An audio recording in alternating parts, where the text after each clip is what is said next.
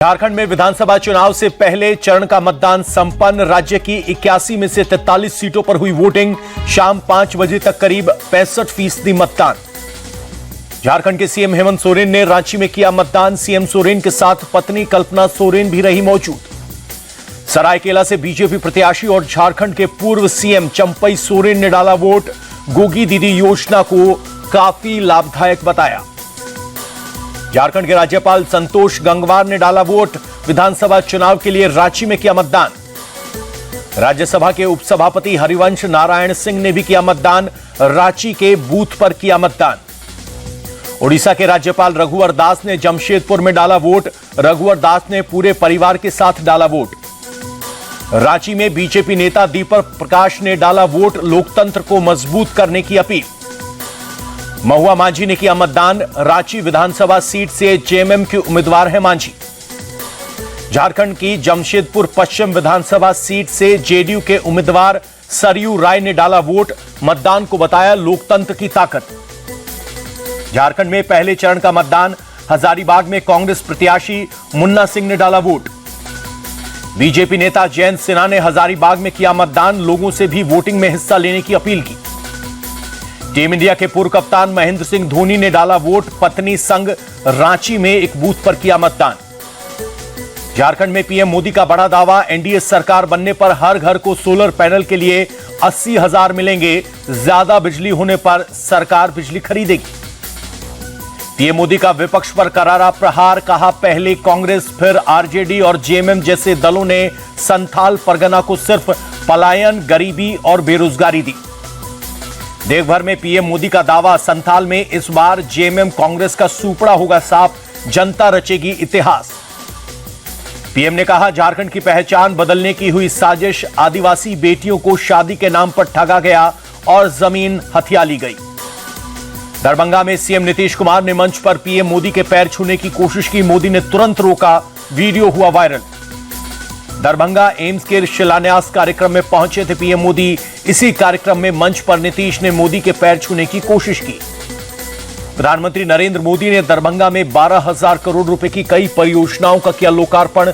Darbhanga AIIMS का भी किया शिलान्यास। बिहार के दरभंगा में पीएम ने जनसभा को किया संबोधित। बोले आज जनता को सरकारी योजनाओं का मिल रहा है लाभ। पहले लोगों तक नहीं पहुंच पाती थी योजनाएं।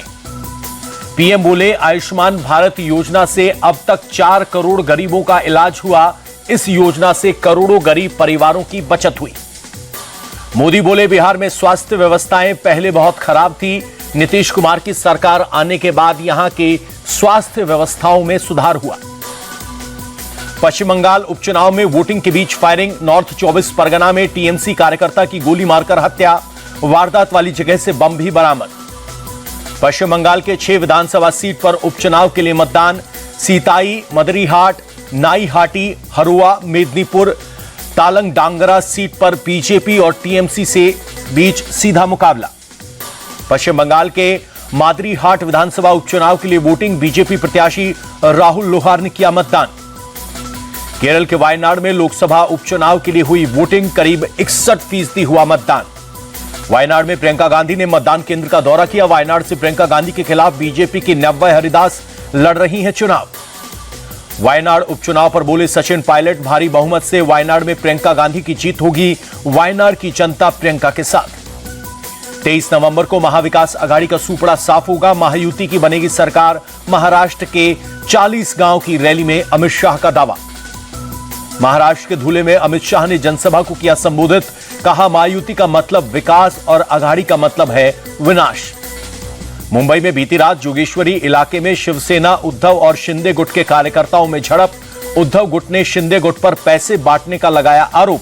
शिंदे गुट ने कहा उद्धव गुट ने महिलाओं के साथ की बदसलूकी।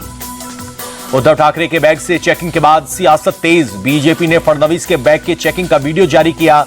कोल्हापुर एयरपोर्ट पर 5 नवंबर को हुई थी चेकिंग। बीजेपी ने कहा फडणवीस के बैग की जांच की गई तब उन्हें कोई विवाद नहीं किया। कुछ नेताओं को तमाशा करने की आदत। महाराष्ट्र के डिप्टी सीएम अजित पवार के बैग की भी हुई है चेकिंग। पवार ने ट्वीट कर दी जानकारी। कहा चुनाव आयोग के अधिकारियों ने नियम के तहत मेरे बैग की जांच की। महाराष्ट्र के वाशिम पहुंचे यूपी सीएम योगी आदित्यनाथ, जगदंबा माता मंदिर में पूजा अर्चना कर लिया आशीर्वाद। बुलडोजर एक्शन को लेकर सुप्रीम कोर्ट का बहुत बड़ा फैसला, कहा बुलडोजर जस्टिस स्वीकार्य नहीं, सरकारी शक्ति का दुरुपयोग ना हो, कानून का उल्लंघन है बुलडोजर एक्शन। कोर्ट ने कहा अवैध कार्रवाई करने वाले अधिकारी दंडित होंगे, बेलगाम होकर काम नहीं कर सकते अफसर। बुलडोजर एक्शन पर सुप्रीम कोर्ट की सख्त टिप्पणी, कहा घर छीनना मौलिक अधिकारों का हनन, घर एक सपने की तरह, मनमाना रवैया बर्दाश्त नहीं। राज्य सरकारों पर भी सुप्रीम कोर्ट ने लगाई फटकार, सत्ता का दुरुपयोग बर्दाश्त नहीं, राज्य में कानून का राज जरूरी, कानूनी प्रक्रिया पूरी तरह से हो पालन। सुप्रीम कोर्ट ने कहा आरोपी एक तो सजा पूरे परिवार को क्यों, बुलडोजर एक्शन कानूनन नहीं होने का भय दिखाता है। सुप्रीम कोर्ट ने कहा बुलडोजर एक्शन पर पक्षपातपूर्ण ना हो, घर केवल एक संपत्ति नहीं, लोगों की उम्मीदें हैं। सुप्रीम कोर्ट ने अधिकारियों को लगाई लताड़, कहा अफसर जज नहीं बन सकते, वो तय नहीं कर सकते कि दोषी कौन, ताकत के गलत इस्तेमाल की इजाजत नहीं। अखिलेश यादव ने सुप्रीम कोर्ट के फैसले पर की तारीफ, कहा सरकार के खिलाफ इससे ज्यादा टिप्पणी और क्या हो सकती है। सुप्रीम कोर्ट के फैसले पर मायावती का ट्वीट, लिखा उम्मीद है बुलडोजर का छाया आतंक अब खत्म होगा, सरकारें जनहित और जन कल्याण का सुचारू रूप से प्रबंधन करेंगी। बुलडोजर एक्शन पर सुप्रीम कोर्ट के फैसले पर बोले सपा नेता अबू आजमी, हम कोर्ट के फैसले का स्वागत करते हैं, गलत कार्रवाई करने वाले अधिकारियों पर सख्त कार्रवाई हो। बुलडोजर एक्शन पर सुप्रीम कोर्ट के फैसले पर बोले यूपी के मंत्री ओपी राजभर, अगर किसी ने कब्जा किया तो कार्रवाई होगी, सरकार कानून के दायरे में ही करती है काम। बुलडोजर एक्शन पर सुप्रीम कोर्ट के फैसले पर बोले जमीयत उलेमाए हिंद के अध्यक्ष मौलाना अरशद मदनी, कहा इस फैसले से बहुत दिनों से था इंतजार, इससे लाखों जिंदगियां मुदस्सर होंगी। कांग्रेस नेता भूपेंद्र सिंह हुड्डा का दावा, हरियाणा सरकार लोगों से किए गए वादे पूरे नहीं कर रही है, उन्हें ठगा जा रहा है। असम के करीमगंज में 6 बांग्लादेशी घुसपैठिए गिरफ्तार, सीएम हेमंत बिश्वा शर्मा ने ट्वीट कर लिखा अवैध घुसपैठ पर प्रहार। बद्रीनाथ धाम पहुंचे सीएम पुष्कर सिंह धामी, पूजा अर्चना कर लिया बाबा बद्रीनाथ का आशीर्वाद।